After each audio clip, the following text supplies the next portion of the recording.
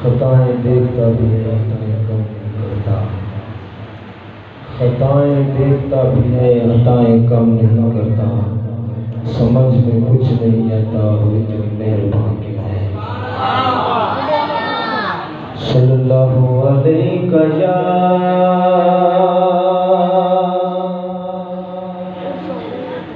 या रसूल अल्लाह।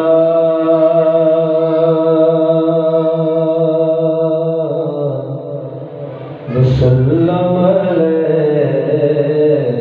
या हबीब अल्लाह। सल्लल्लाहु अलैका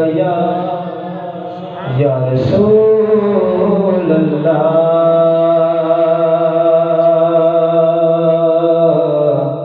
वसल्लम अलैका या हबीब अल्लाह।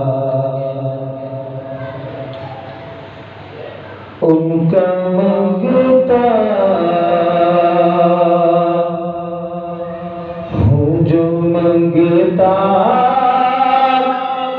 नहीं होने देते। उनका मंगता